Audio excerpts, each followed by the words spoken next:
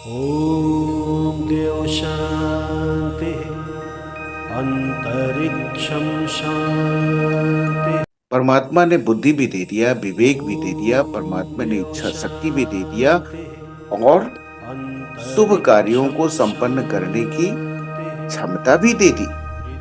कि जो हमारा जीवन की चर्या है, जो हमारी आवश्यकताएं हैं, इस साधना से अलग नहीं है। इस बात को समझना जरूरी है। आनंद मार्ग कहता है कि subjective approach through objective adjustment. तो ऑब्जेक्टिव एडजस्टमेंट क्या है?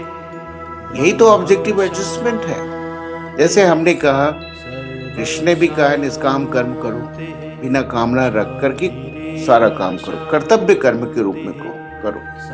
आनंद मार्ग कह रहा है कि कर्म करने के समय में हर कर्म को ब्रह्म समर्पण मन में भाव तो लो। भाव लेने में तो कोई पैसा नहीं लगता है, बहुत बड़ा टाइम भी नहीं लगता है। एक हुआ आसक्ति मन में रख करके काम करना, और दूसरा हुआ अनासक्त रूप से करना। काम वही कर रहे हैं, हम रोजगार करेंगे, खेती करेंगे, ऑफिस में जाएंगे, सारा काम करेंगे, लेकिन मन के भाव को बदलना है। मन को ही तो बदलना है ना, शरीर तो वही रहेगा। तो ये तो आनंद मार्ग कहते ही है। यम नियम क्या सिखाता है? यम नियम तो यही सिखाता है ना कि मन के भाव को शुद्ध रखो और सारा काम करो। ऐसा नहीं है कि हम साधक हैं तो हम घर में झाड़ू नहीं लगाएंगे, घर में खाना नहीं बनाएंगे, पौधे नहीं लगाएंगे। ऐसा थोड़ी है। आपको और व्यवहारिक बना रहा है यम नियम, आपको और व्यवहारिक बना रहा है, व्यवहारिक जीवन में।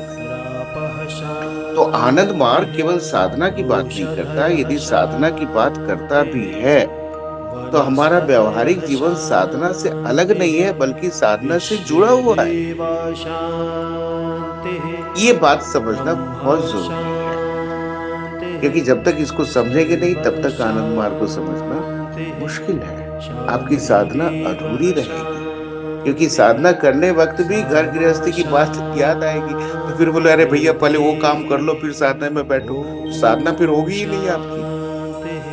तो साधना और घर गृहस्थी दोनों अलग अलग चीज नहीं है।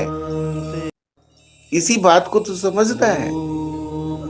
घर गृहस्थी में यदि आप अपने जिम्मेदारी को कर्तव्य के रूप में समझते हैं तो साधना सम्मत है। आपके मन में विकार नहीं आएगा, आपका किसी से झगड़ा नहीं होगा, एक समझदारी में जिंदगी चलेगा। यही तो सुख है ना।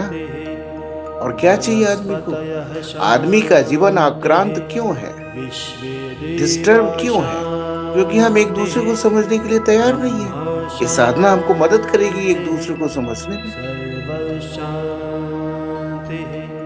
तो व्यवहारिक जिंदगी और आध्यात्मिक साधना अलग अलग नहीं है, बल्कि दोनों एक है, एक दूसरे का पूरक है। यही आनंद मार्ग सिखाना है।